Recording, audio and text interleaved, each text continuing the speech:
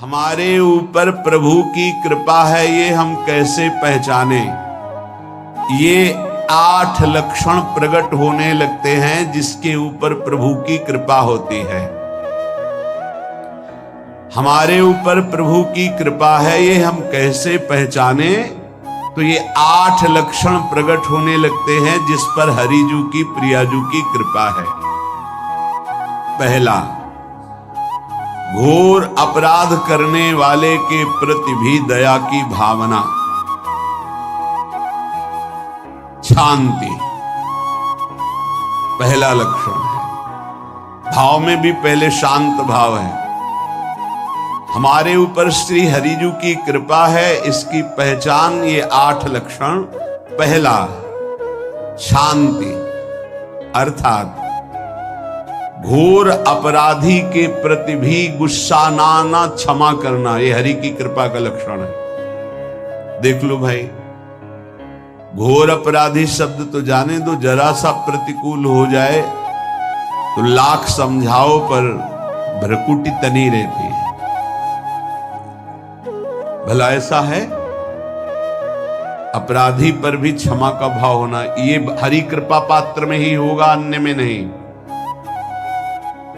अगर अपने हृदय में ऐसा लगे कि ऐसा नहीं है तो हरिजू से प्रार्थना करनी चाहिए कि कृपा करो मेरे में सामर्थ्य आवे। दूसरा, अनुसूया, वो किसी भी के प्रति कभी भी कोई दोष दर्शन ही नहीं करेगा। दोष कथन, दोष श्रवण की तो बात जाने दो। अनुसूया, दूसरों के गुणों में दोष ढूंढना ये नहीं होता, हरि कृपा पात्र में नहीं होता। ये सब भजन के नाश करने वाले, जैसे पहला अपराधी पर क्रोध कर देना, तो माया ने भेजा इसीलिए था कि तुम्हारे साथ व्यवहार ऐसा करे कि तुम क्रोध करो। क्रोध करोगे तुम्हारी ऊर्जा शक्ति नष्ट हो जाएगी, अध्यात्म में जो चलने की थी। और कहीं तुमने संकल्प कर लिया तो भजन शक्ति नष्ट हो जाएगी। तो अगर भजन बल है तो गया, जरूर उसको दंड मिलेगा, पक्का मिलेगा, 100% मिलेगा, लेकिन आप खाली हो गए। ना भजन करने की वृत्ति रहेगी और ना भजन रहेगा, दोनों बात। अनुसूया, किसी के सद्गुणों में दोष देखना, गुणों में दोष ढूंढना, ये हरि कृपा पात्र में नहीं होता। ये बहुत मंगलमयी बातें हैं जिससे हमारा भजन मार्ग पुष्ट होता है। तीसरा, वो बाहर से और भीतर से पवित्र रहता है, हरि कृपा पात्र। शौचाचार का ज्ञान होना चाहिए, वस्त्र आपके पवित्र होने चाहिए, ये बाहरी, जल रज आदि के द्वारा बाहरी पवित्रता। और निष्कपटता, निश्चलता, सत्य भाव, ये अंदर की पवित्रता है। अगर कपट है, छल है, असत्य है तो हृदय मलिन रहता है। भीतर और बाहर से पवित्र रहना, इसमें खास बात क्या है? भीतर और बाहर से पवित्र रहने में, भीतर और बाहर से सदैव पवित्र कौन रह सकता है? तो बोले जो पुंडरीकाक्ष भगवान श्री हरि का प्रियाजू का स्मरण करता रहता है, शवायाभ्यंतर शुचि, वो बाह्य और अभ्यंतर दोनों से पावन रहता है। तीसरी जो कृपा का लक्षण है, अर्थात वो सदैव भगवत चिंतन परायण, शौचाचार का पालन करने वाला, बाहर और भीतर से हरि कृपा पात्र पवित्र रहता है। चौथा, ऐसे कार्यों का अनुष्ठान न करे जिनमें हमारा भजन छूटता है, जिनमें सत्य छूटता है, जिनमें भगवत भाव छूटता है। जैसे आपके ऊपर कृपा हुई, आप भगवत मार्ग में चल रहे हैं, अब आप ऐसे सांसारिक कार्यों का अनुष्ठान कर रहे हैं जिनमें आपकी चित्त वृत्ति बिल्कुल भगवत विमुख हो रही, तो जीवन का लाभ क्या होगा? लाभ तो है भगवत स्मरण सहित। कल एक ने प्रश्न किया कि मैं खाता तो नहीं हूं लेकिन मांस के दुकान में मांस बेचता हूं, होटल आता, क्या उचित है? ये उचित कैसे हो सकता है? तुम और भी तो व्यापार कर सकते हो। जरूरी है धर्म का पालन करने की इच्छा करते हो, धर्म आचरण करते हो, ऐसा नहीं। तो विरत बहुकर्मा, उन कर्मों से हमें विरत रहना है जो हमारे धर्म के विरुद्ध है, जो भजन के विरुद्ध है। हरि कृपा पात्र ऐसे कर्मों का अनुष्ठान कर ही नहीं सकता। अपने भजन का फल देखना भगवत कृपा पात्र की, सबको प्रदान कर देना।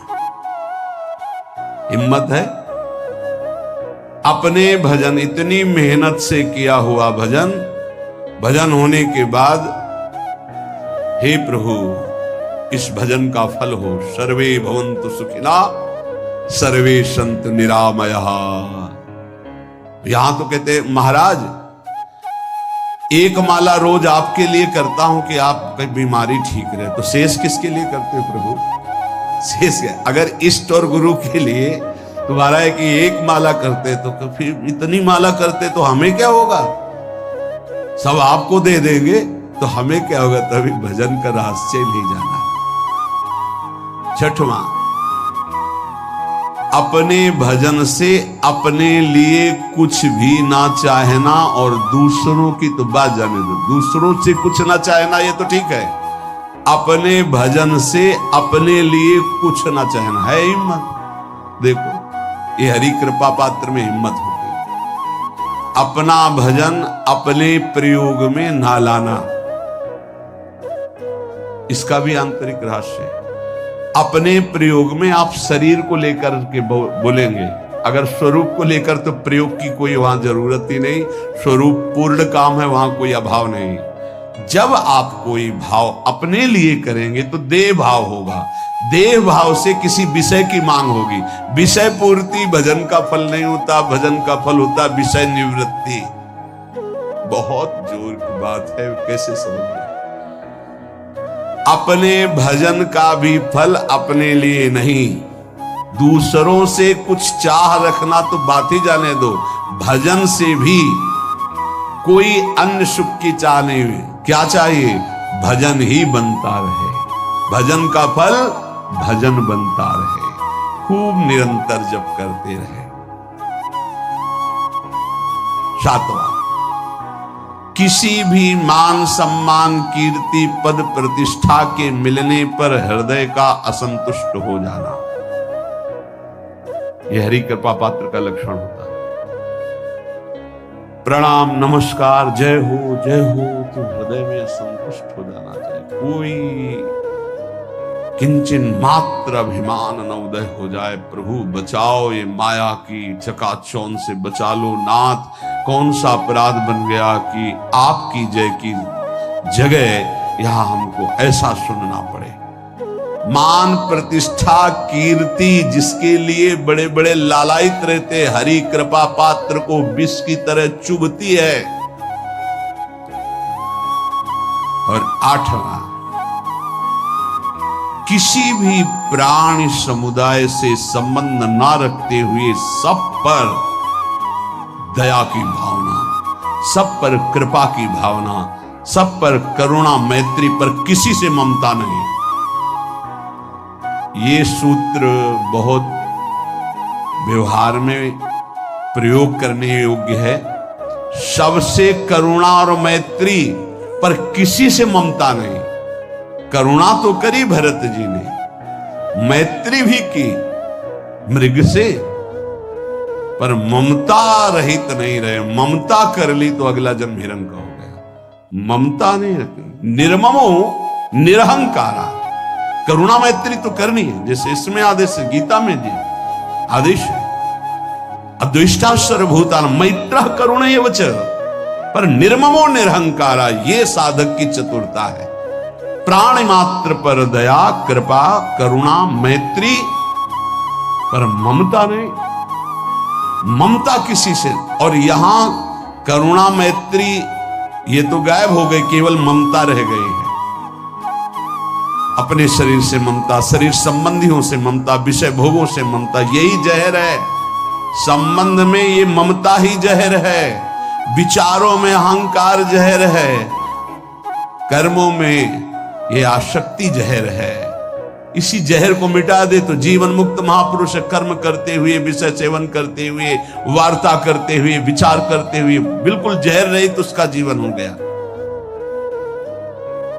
तो ये 8 बातें हरि कृपा पात्र में होती हैं, इनको बार बार सुनना और हृदय में धारण करना।